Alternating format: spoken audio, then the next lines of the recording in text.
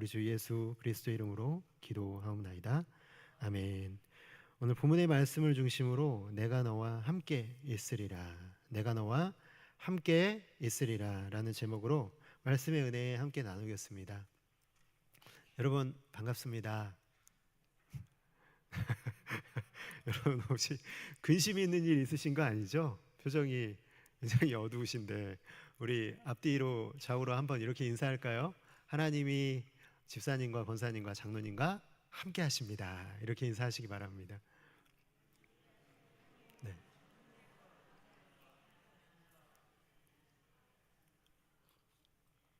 그러면 이제 한번 이제 기쁘시죠? 그럼 웃으실 수 있죠?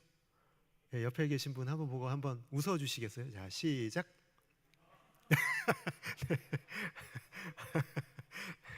그렇습니다. 우리는 어떤 일이 있어도 어떤 시련이 있고 오늘 하루에 어떤 고난과 고단함이 있어도 우리 주 예수의 은혜 안에서 웃을 수 있는 사람들인 줄을 믿습니다. 오늘 말씀을 좀 묵상하면서요, 전화위복이라는 말을 여러분 아시죠? 그 의미가 무슨 뜻인가요? 분명히 화인 줄 알았는데 그 화가 바뀌어서 복이 되었다, 그런 의미죠. 네, 분명히 이 인간적인 눈으로 보면 안 좋은 상황이고 앞으로도 안 좋을 게 확실해 보이는 상황이긴 한데, 오히려 이런 최악의 상황 가운데서 최선의 결과를 이끌어내시는 그 하나님의 은혜의 역사가 나타나면 우리가 전화위복이라고 말할 수 있을 것 같습니다. 그러나 여러분, 인생은 그렇게 단순하지가 않잖아요. 그냥 한 번 꽃길이면, 영원한 꽃길이면 좋겠는데 그렇지가 않은 것 같아요. 한 번 꽃길이었다고 해도 우리의 인생에는 전화위복인 것처럼 보였는데 또는 때로는 전복위화가 되기도 합니다. 이렇게 좋을 수가 있나 싶을 때가 지나가고 나면 또 이렇게 그 좋은 것 때문에 문제가 생기기도 하죠.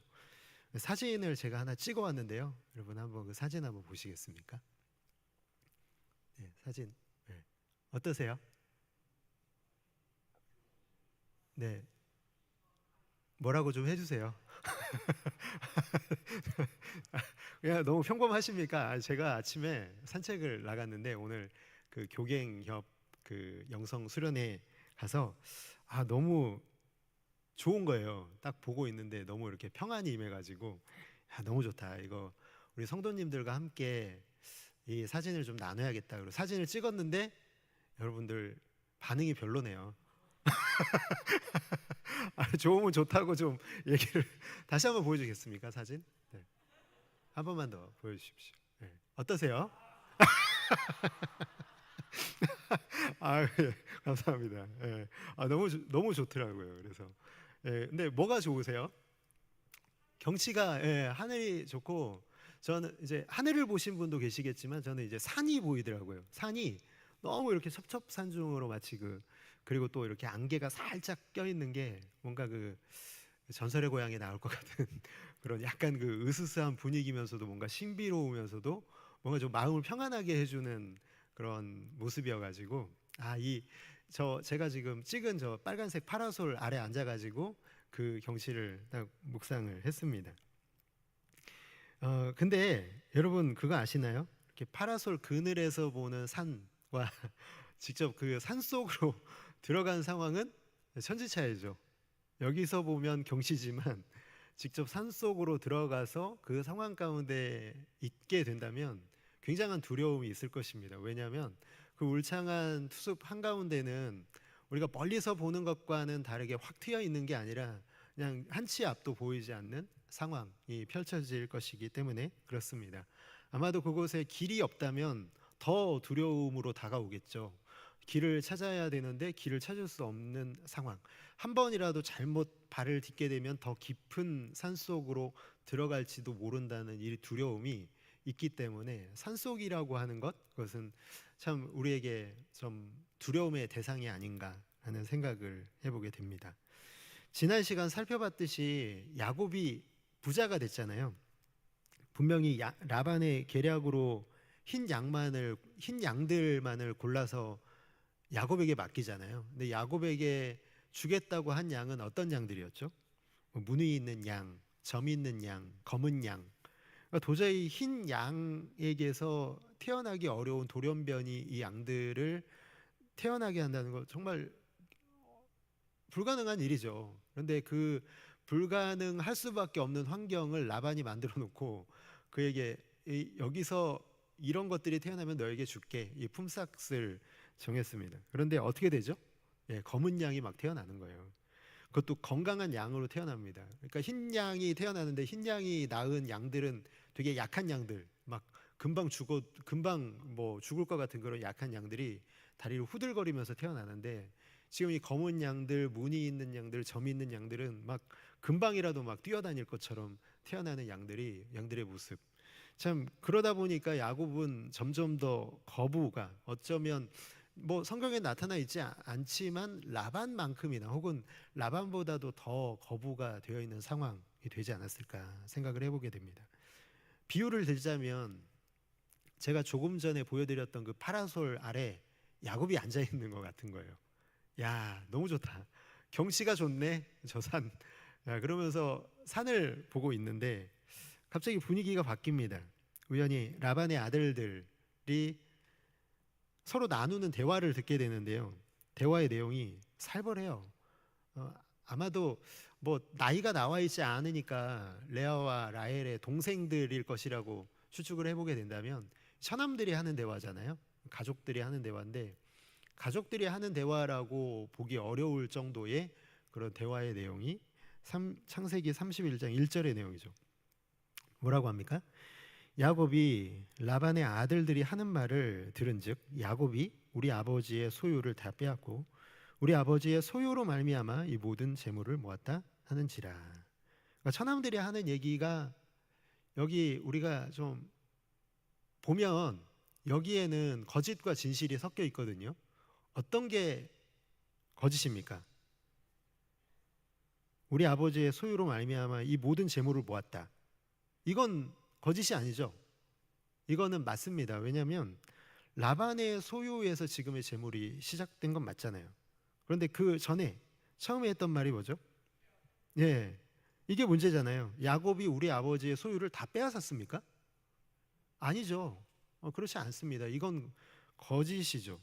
오히려 라반이 야곱의 소유를 빼앗으려고 하니까 하나님이 이 라반의 계략을 막으셔서 라반으로 하여금 야곱을 통해 복을 받잖아요. 창세기 30장 27절 한번 보여주시겠습니까? 뭐라고 되어 있냐면 라반이 직접 고백해요. 라반이 그에게 이르되 여호와께서 너로 말미암아 내게 복 주신 줄을 깨달았다고 분명히 얘기하잖아요. 라반도 알고 있어요. 그리고 라반의 아들들도 알고 있어요. 그런데 문제는 뭐냐면 그냥 질투가 나는 거죠. 빼앗고 싶은 거예요. 이게 인간의 본성 아닙니까? 우리는 뭐 아니라고, 나는 아니야 라고 생각하실지 모르겠지만 우리는 다 죄인이기 때문에요. 우리의 마음에 시기가 일어나는 것은 당연한 것 같습니다. 다른 사람이 잘 되면 마음으로 축복한다고, 잘 됐다고 그러지만 솔직히 우리의 마음속에서 조금도 부럽지 않으신가요? 저만 부러운 것 같습니다. 사실 그렇죠. 우리가 왜 그런 존재가 아니겠습니까? 더군다나 이 라반이나 라반의 아들들도 정말 세상적인 관점으로 살아가는 사람들이었기 때문에 더욱 그랬을 것이다. 야곱에게 복 주신 것을 라반이 옆에서 보고 그 혜택을 자기가 받았음에도 불구하고 인정하기 싫은 거죠. 또 인정이 안 되는 겁니다. 하나님이 야곱에게 복 주셨어. 그렇지만 저거 원래 내 거였어. 이게 더 큰 거죠. 그 마음이. 하나님이 야곱에게 복 주신 건 복 주신 거고 원래 나에게서 재물이 나간 건 맞잖아. 이러다 보니까, 이런 마음이 커지다 보면 그거 원래 내 거 아니야? 이렇게 되는 것이 사람의 마음인 것 같아요. 욕심이죠. 야곱의 소유에 대한 이 욕심을 부렸기 때문에 하나님께서 이 라반의 소유를 빼앗아서 야곱에게 주신 것이죠. 근데 여러분 한번 생각해 보세요. 만약에 야곱이 정말 누가 봐도 명백한 잘못을 저질러서 라반의 소유를 빼앗았다면 이런 대화를 굳이 할까요? 안 할까요? 안 하죠. 그냥 그 즉시 그냥 빼앗잖아요. 근데 이런 얘기를 한다는 건 무슨 얘기입니까? 명분이 없는 거예요. 아직은. 그러니까 한 번만 제대로 걸려봐라.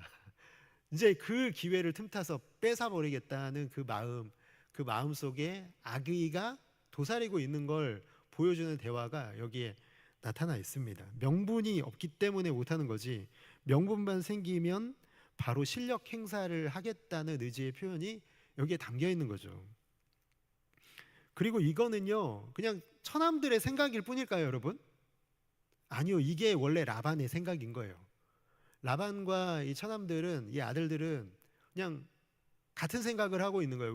왠지 아십니까? 이 라반의 재산은 어차피 누구 게 되니까, 예, 아들들의 것이 되는 거 아니겠습니까? 그러니까 아버지의 재산, 아버지가 어떻게 생각하는지를 알고 있기 때문에 이런 대화를 지금 아들들이 하고 있는 거예요.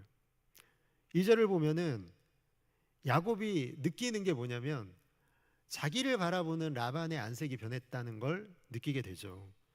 라반의 안색이 전과 같지 않았다고 2절에 기록하고 있거든요. 그냥 단순히 불편한 감정이 아니라 이건 처남들의 생각과 지금 같은 감정을 공유하고 있는 겁니다.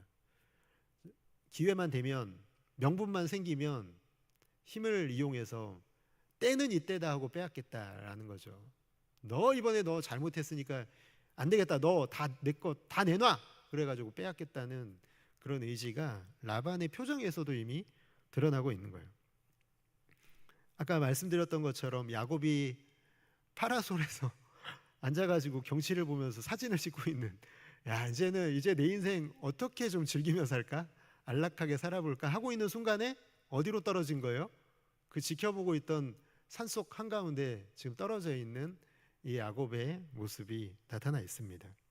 한치 앞을 알 수 없는 이 울창한 산속에서 길을 몰라서 이제 어떻게 해야 되지? 이제 어떻게 하면 이 위기에서 내가 벗어날 수 있을까라는 고민 가운데로 빠져버린 야곱의 모습이 나타나 있습니다. 불면의 밤이 시작된 거죠. 근데 참 이상한 건요, 편안할 때, 잘 될 때 야곱이 하나님에 대한 얘기를 거의 안 해요. 여러분 느끼셨습니까? 그가 편안할 때가 언제였냐면 두 아내를 얻기 위한 품삯으로 14년 일하잖아요. 예, 그 7년을 하루같이 일한, 그리고 비록 레아 때문에, 또 레아 원치 않았지만 얻게 된 아내 때문에 또 7년을 일해야 했던 그 상황 속에서도요, 기쁨이 있었어요. 뭐냐면 두 아내를 얻을 수가 있잖아요. 그러니까 열심히 일하는 것 외에는 하나님에 대한 얘기가 거의 나타나 있지 않아요. 자기 소유를 얻기 위해서 열심히 일한 6년? 예, 정신없이 일만 했습니다. 그냥 밤낮으로 그냥 계속해서 자신의 재산, 오직 그냥 이 소유 늘리겠다는 그 결단 하나로 뭐 별일을 다 하잖아요. 뭘 이렇게 신풍나무 껍질을 벗겨가지고 보여주고 뭐 그런 자신의 그 잔꾀들을 이용해서 어떻게 해서든지 이 라반의 재산을 내 것으로 만들어야겠다는 그 생각, 일념 하나로 자기의 꾀, 자기의 재주를 가지고 자기의 인생을 살아왔던 20년. 그동안에 하나님에 대한 얘기가 전혀 나와 있지 않아요. 그 결과 여러분 거부가 되었잖아요. 근데 오히려 이게 전복 위화 아니겠습니까? 전화 위복이 아니라 그가 지금까지 모은 재산 때문에 오히려 그에게 돈 때문에 화가 닥치고 있는 이 상황이요. 어쩌면 미래가 불투명하게 되었을 때, 그러나 그로 말미암아 야곱은 다시 하나님을 찾고 있다는 거예요. 우리가 여기서 좀 질문을 하나 던져봐야 되는 건데, 하나님께서 이렇게 하시는 이유가 무엇일까요? 왜 하나님은 그냥 복으로 그냥 놔두시지 않고 전복 위화를 만들어내시는 걸까요? 왜 전화 위복을 뒤집어서 그의 인생을 또 불면의 밤으로 몰아 넣으시는 걸까요? 파라솔 아래 쉼터에서 그냥 두시면 좋은데 왜 그가 바라보고 있는 경치가 아니라 그를 다시 인생의 소용돌이 속으로 밀어넣고 계시는 하나님의 진짜 의도가 무엇이냐라는 있다라는 것이죠. 여러분 한번 창세기 31장 3절 한번 같이 한번 읽어볼까요? 자, 시작. 여호와께서 야곱에게 이르시되 내 조상의 땅 내 족속에게로 돌아가라. 내가 너와 함께 있으리라 하신지라. 아멘. 여러분 여기 보면은 노란색으로 되어 있는 부분만 다시 한번 읽어주시겠어요? 자, 시작. 네, 이 말씀 하시는 건 무슨 의미예요? 왜 그렇게 안 했다는 얘기 맞지 않습니까? 돌아갈 생각을 안 하고 있었던 거예요. 만약에 이런 일이 전복 위화가 없었다면 야곱이 떠날 생각 했을까요? 안 했을까요? 네, 저는 안 했을 것 같아요. 왜냐하면 제 인생이 그렇거든요. 늘 그랬던 것 같아요. 뭔가 일이 생기지 않으면 그 자리에 편안하게 안주하려고 하는 그 안전함에 대한 그런 생각이 있기 때문에 항상 하나님은 그냥 인생의 소용돌이 속으로 몰아 넣으시더라고요. 그러니까 인생의 그 파라솔 밑에서 경치를 바라보는 그 산이 아니라 그 산 속으로 밀어 넣으셔서요. 그곳에서 길이 없는 그곳에서 오직 하나님만 의지하게 하시는 하나님의 일하심의 역사를 저도 경험했고, 오늘 이곳에 계시는 사랑하는 모든 성도 여러분들도 다 그렇게 경험하신 줄 압니다. 오늘 하나님께서 지금 야곱에게 하시는 일이 그거라는 거예요. 너 원래 여기 있으면 안 되잖아.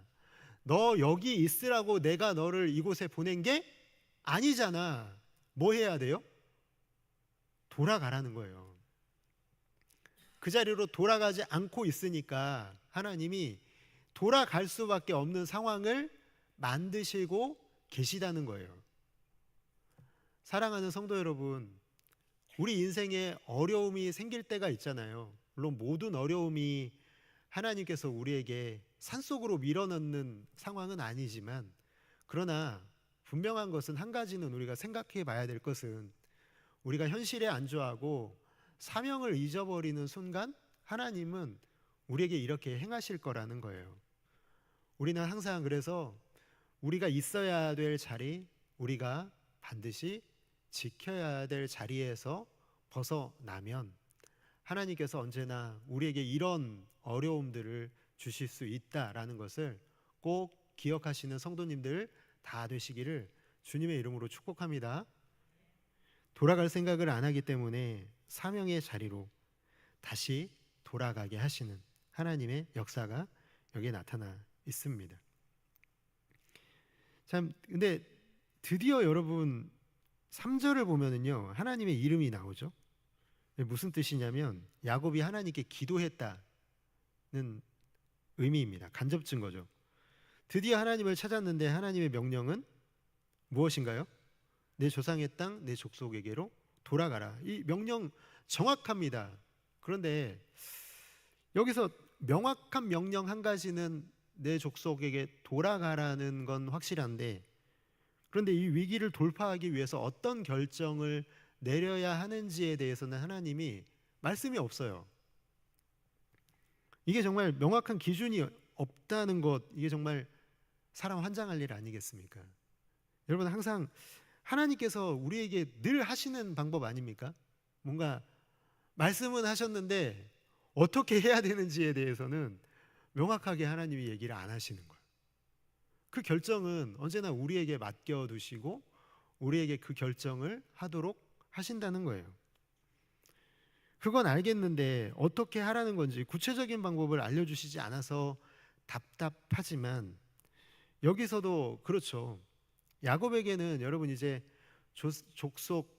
조상들의 땅으로 돌아가기 위해서는요, 두 가지 선택지가 있죠. 어떤 선택지입니까? 분명히 돌아가야 돼요. 그러면 첫 번째 선택지는 뭐예요? 여러분이 야곱이라면 어떻게 하시겠습니까? 라반에게 정직하게 얘기하는 거예요. 맞죠? 정면 돌파하는 겁니다. 라반에게 나 이제 하나님이 나에게 말씀하셨다고, 나 돌아가겠다고, 이렇게 얘기해야 되는 거죠. 여러분, 이게 가장 좋은 선택 아닙니까? 그런데 좋은 선택이지만 문제가 있어요. 그 문제가 뭐냐면 위험성이 큽니다. 왜죠? 여러분, 아까 그 1절의 말씀 보셨죠? 처남들 하는 얘기 들으셨죠? 예, 우리도 다 들었잖아요. 라반의 안색 변한 거 보셨죠? 이 얘기를 하면 라반이 어떻게 반응할까요? 야, 그래, 떠나라. 그런데 네가 가진 거 다 두고 떠나라. 이렇게 되지 않겠습니까? 예, 분명히 그럴 겁니다. 처남들하고 합세해서 원래 내 소유였잖아. 근데 네가 이걸 가지고 떠나는 건 말이 안 된다. 네가 여기서 살면 내가 그냥 너에게 이걸 주겠지만, 그러나 만약에 네가 떠나겠다고 하면 다 두고 떠나라. 이러지 않겠습니까? 이럴 가능성이 충분히 있다는 거예요. 실제로 이렇게 된다면 큰일이죠. 야곱 어떤 사람입니까? 야, 정말 자기 것 지독하게 챙기는 사람 아닙니까? 내 거 위해서 그렇게 20년 일했잖아요. 그런데 20년 동안 일한 거 다 두고 떠나는 결정 한다고요? 야곱이? 그럴 리가 없죠. 그럴 리가 없죠. 성도님들께 여쭤보겠습니다. 여러분들이라면 20년 애쓴 것 다 놔두고 떠나시겠습니까? 믿음이 좋으십니다. 다 떠나시겠다고 지금. 저는 안 될 것 같아요. 자기 것 속여서라도 장꾀를 내서라도 지금까지 내 것 만들어낸 이 야곱이요. 정당하게 내가 그것도 억울하게 내가 진짜 속여서 빼앗았으면 놓고 가죠. 그런데 그것도 아니잖아요. 정당한 방법으로 얻은 거잖아요. 지독하게 속이는 라반을 그에게서 얻어낸 이 피땀 흘려 얻은 걸 내가 놓고 간다는, 다른 사람이면 몰라도 야곱에게는 불가능한 일이었을 것 같아요. 죽는 한이 있어도 이건 선택 못할 일입니다. 그런데 여러분, 이 위험이 정말 피할 수 없는 위험인가? 다시 한번 볼까요? 31장 3절의 말씀 같이 한번 읽어볼까요? 자, 시작. 여호와께서 야곱에게 이르시되 내가 너와 함께 있으리라 하신지라. 아멘. 여기 노란색 부분만 다시 한번 읽어주시겠어요? 자, 시작. 내가 너와 함께 있으리라. 이게 무슨 뜻인가요? 저는 이게 응답이라고 생각하거든요. 내가 너와 함께 있으니까 두려워하지 말고 정면 돌파하라는 거예요. 앞선 30장에서도 라반이 꾀를 썼잖아요. 야곱에게 조금도 재산 안 주려고, 야곱에게는 흰 양들만 맡기고 아들들에게 검은 양, 무늬 있는 양, 점이 있는 양 맡겨서 두 무리가 절대 섞일 일 없도록 3일간이나 거리를 뛰어놓을 정도로 지독하게도 자기 재산 안 주려고 하는 라반에게서 하나님이 그의 재산을 다 빼앗아서 거부가 되게 하셨잖아요. 그게 약속이죠. 그게 하나님이 내가 너와 함께하고 있다는 증거고, 지금만 함께 내가 너와 지금까지 함께 있었던 것뿐만 아니라 앞으로도 내가 너와 함께 있을 것이라는 이 약속의 말씀, 이 뒷부분의 말씀을 야곱은 믿지 않았던 거예요. 사람이 크게 보이는 거죠. 라반이 크게 보이고요. 그의 힘이 크게 보이는 거예요. 하나님의 약속보다. 하나님의 말씀은 절대로 일어날 수 없는 그 불가능한 일을, 네가 경험한 그 기이한 일을 내가 했는데 야곱 네가 믿는다면 정면 돌파를 해라, 이 말씀이잖아요. 라반에게 말한다 해도 네가 라반에게 말했을 때 그가 너를 해치지 못하도록 내가 막을 것이다, 이 약속이잖아요. 내가 너를 함께 있고 지킨다는 말씀은 3절의 말씀에 그대로 다 담겨 있잖아요. 너 그냥 돌아가게만 하는 게 아니라 네가 돌아갈 때 네가 결정하는 거, 네가 정정당당하게 네가 어떤 존재냐, 너는 열방에 복이 되는 존재로 내가 너를 세웠는데 너는 정면 돌파해야지, 다른 선택하지 말아라, 그 말씀으로 주셨는데요. 야곱은 하나님의 이 말씀 속에서요, 이 응답을 발견하지 못하고 있는 걸 보게 됩니다. 4절의 말씀을 보면은 이렇게 되어 있죠. 야곱이 사람을 보내어 라헬과 레아를 자기 양떼가 있는 들로 불러다가. 이게 무슨 말이냐면 들킬까봐. 여러분, 이게 야반도주잖아요. 두 번째 방법을 선택한 거예요. 야반도주. 밤중에 아무도 모르게 도망가는 방법. 그런데 이 야반도주가 성공하려면 두 가지 중요한 것이, 해결 조건이 있죠. 첫 번째가 뭐냐면, 야반도주 혹시 해보셨습니까? 저도 안 해봤거든요. 내 생각 오해하지 마세요. 저 해봤다는 게 아니라 만약에 하게 된다면, 제가 야반도주를 하게 된다면 철저하게 비밀을 지킬 것 같아요. 그렇죠? 이걸 혹시라도 알게 되면 어떻게 돼요? 야반도주는 끝나는 겁니다. 아무도 몰라야 돼요. 그래서 라헬과 레아와 같이 가는 게 아니라 사람을 보내서 그들의 누군가 지켜보는 서남들의 눈도 있잖아요. 사람들의 눈을 피해서 불러옵니다. 라헬과 레아를 불러오는 거예요. 비밀 유지가 잘 된 거죠. 그런데 두 번째 중요한 게 있어요. 두 번째 중요한 게 뭐죠? 같이 갈 사람이 같이 안 가면 말짱 도루묵 아닙니까? 라헬과 레아가 떠나야 되는 거예요. 그런데 생각해 보세요. 지금까지 자란 곳이잖아요. 그리고 여기서 사는 게 별 문제 없잖아요. 뭐 자녀 교육 생각해야 될 거 아닙니까? 또 여러 가지 성장하고 있는 자녀들, 위험한 곳으로 떠나야 되는 이 조건들, 뭐 여러 가지 걸리는 것들이 한두 가지가 아니라서 이 결정을 하는 것에 있어서도 상당한 어려움이 있기 때문에 라헬과 레아를 부른 것이죠. 이 두 가지 문제가 다 순조롭게 해결됩니다. 결국에는 두 사람이 이 라헬과 레아의 아버지에 대해서 이 야곱이 그동안에 있었던 일들을 얘기하면서 내가 이런 대우를 당했다. 그러니까 라헬과 레아도 우리도 그런 대우를 당했기 때문에 떠나는 게 맞는 것 같다. 이렇게 동의를 합니다.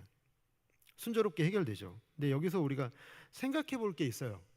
과연 하나님은 이 두 번째 방법을 기뻐하셨을까라는 거예요. 여러분 어떻게 생각하십니까? 두 번째 방법이요. 야반도주. 아무에게도 알리지 않고 도망가거든요. 이제 다음 말씀에 지켜보면 도망을 갑니다. 이 방법을 하나님께서 어떻게 보셨을까?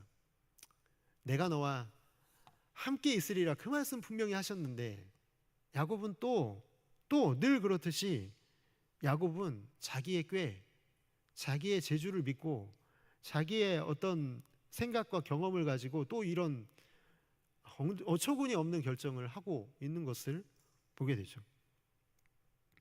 여러분 정말 이 결정은 좋을 일이 하나도 없는 결정이에요. 그렇지 않습니까? 야반도주 해가지고 좋은 결과를 가져온 적이 있습니까? 한 번도 없잖아요. 여기도 마찬가지예요. 여러분 결국에는 어떻게 되냐면 다음에 살펴볼 말씀 가운데 보면은 라반에게 따라잡혀요. 결국 또 붙잡힙니다. 만약에 하나님이 라반을 막지 않으셨다면 싸움이 일어났을 것이고 다 죽었을 거예요. 몰살당하는 위기에 가족을 처하게 하는 엄청 위험한 결정이었다는 거예요. 라헬이 또 드라빔 훔치잖아요. 그때 야곱이 뭐라고 한지 아십니까? 그걸 훔친 자는 반드시 죽을 것이다. 라헬 죽을 뻔합니다. 여러분 아버지와 딸들이, 할아버지와 손주들이 이별할 기회를 가로막고 있는 거 아닙니까? 정말 하나님께서 말씀하신 대로 내가 너와 함께 있으리라, 이 말씀을 신뢰해서 정면 돌파했으면 정말 좋은 결과로 나타나지 않았겠습니까? 그런데 참 늘 그렇듯이 야곱은 이런 연약함을 가지고 이런 잘못된 결정을 내려버리는 모습이 나타나 있습니다. 땅의 모든 족속이 너로 말미암아 복을 받게 하겠다는 그 하나님의 약속을 더럽혀 놓는 이 야곱의 모습이요.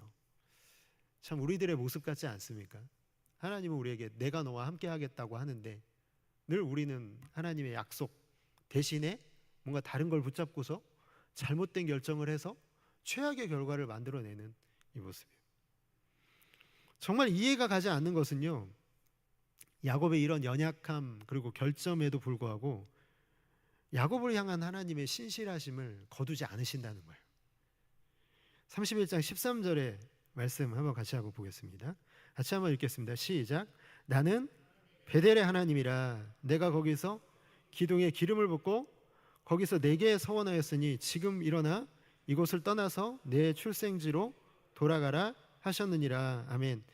노란색 말씀 보면 하나님이 자신을 어떤 하나님이라고 소개하고 계세요? 베델의 하나님이에요. 베델의 하나님. 베델에서 도대체 무슨 일이 있었던 겁니까? 베델에서 있었던 일들 다시 한번 기억해 봤으면 좋겠는데요. 창세기 28장 20절에서 22절 말씀입니다. 같이 한번 읽어보실게요. 시작.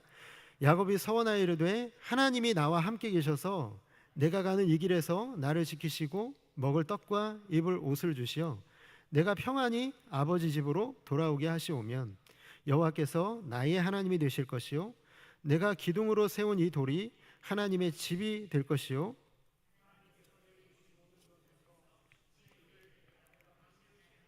드리겠나이다 하였더라. 아멘. 이 기억을 소환합니다.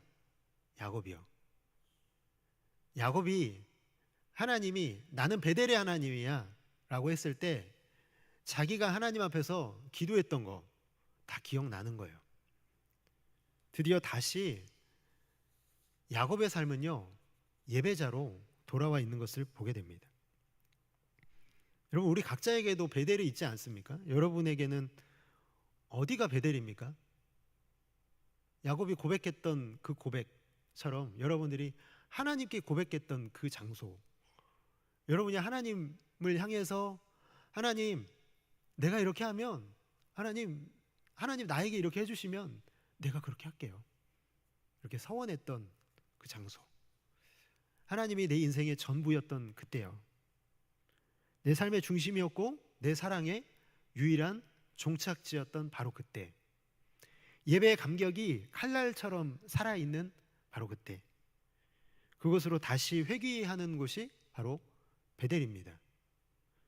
지금 너무 멀리 떠나서 돌아가기 힘들다고 생각하지 마시고, 혹은 그냥 그때는 과거의 영광일 뿐이었다고 이렇게 스스로 포기하지 마시고, 이곳에 계신 모든 성도 여러분들, 절박함 속에서 예배가 회복되는 바로 그곳, 다시 베델로 돌아가시기를 주님의 이름으로 축복합니다. 여러분에게 있는 그 베델로 돌아가셔야 합니다. 그럴 때 우리는 진정한 예배자로 설 수 있는 것이죠. 베델을 기억하지 못한다면 우리는 예배자가 되기는 힘이 들 것입니다. 왜냐하면 하나님이 나의 전부라고 고백했던 그 감격이 오늘 내 속에 살아나는 곳이 베델이기 때문에 그렇습니다. 우리 주님을 만나서 내 첫사랑으로 뜨겁게 고백했던 그 베델이 내 속에서 다시 회복되고 돌아가야 될 곳으로, 내 머릿속에서, 내 마음속에서, 내 속 깊은 곳에서, 내 영혼 속에서 되살아나야 되는 것이죠. 그렇기 때문에 오늘 우리의 베델, 나의 베델로 돌아가는 것은 너무나 중요합니다. 우리는 오늘도 한 걸음을 내딛습니다. 한 걸음을 딱 내딛잖아요. 근데 참 내가 맞게 걸어가고 있는지 사실 잘 모르겠어요. 한 걸음 딱 내딛었는데 두렵죠. 잘못 내딛었나? 잘못 가고 있는 거 아닌가? 다시 돌아가야 되는데, 두 걸음 내딛으면 두 걸음 다시 돌아와야 되는데, 이런 걱정, 근심이 있습니다. 때로는 여러분, 우리가 야곱처럼 잘못된 선택을 할 때도 있잖아요. 그래서 하나님의 약속을 무너뜨리는 것은 아닌가, 그런 염려가 되기도 하잖아요. 그러나 여러분 꼭 기억하시기 바랍니다. 하나님이 말씀하십니다. 내가 너와 함께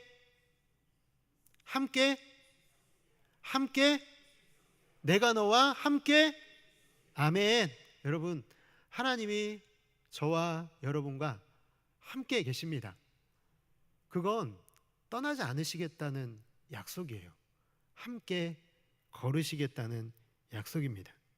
베델의 약속은요, 네가 잘 될 때만 내가 너와 함께 걸을게, 이게 아니에요. 네가 정말 네가 아름다운 믿음의 사람으로 살 때만 내가 너와 함께 걸을 거야, 이 약속이 아니에요. 베델의 약속은 네가 때로는 최악의 결정을 해서 내가 너를 세운 그 자리에서 사명을 다 잊어버린 그 20년, 그리고 정말 하나님이 말씀하신 정면 돌파가 아니라 최악의 결정으로 모든 이 약속을 무효로 돌이킬 만한 그런 위험한 결정을 하는 그 순간에도 내가 너와 함께 있으리라, 그것이 하나님께서 야곱과 맺으신 베델의 약속이라는 거예요. 이 약속을 우리가 뭐라고 할 수 있을까요? 어떤 단어를 이 약속에 붙일 수 있을까 생각해 보면 단 한 가지 단어밖에 떠오르지가 않더라고요. 은혜입니다. 하나님의 은혜. 하나님의 은혜가 오늘 우리가 깨달았고 붙여야 될 단어라는 거예요. 그게 바로 하나님의 약속에 대한 우리의 반응입니다. 삶의 모든 순간이 하나님의 은혜인 줄을 믿으시기 바랍니다. 모든 걸음의 한순간 한순간, 우리의 잘못된 걸음까지도 하나님의 은혜 아래 있음을, 나의 연약함까지도 품에 안으시고 선으로 악을 바꿔주시는 그 신실하신 하나님, 은혜의 하나님이 우리의 하나님이심을 꼭 기억하시고 두려움 대신 담대함으로, 염려 대신 기쁨으로 한 걸음 한 걸음을 용기 있게 담대하게 옮겨 놓으시는 아름답고 귀한 성도 여러분들 모두가 다 되시기를 주님의 이름으로 축복합니다.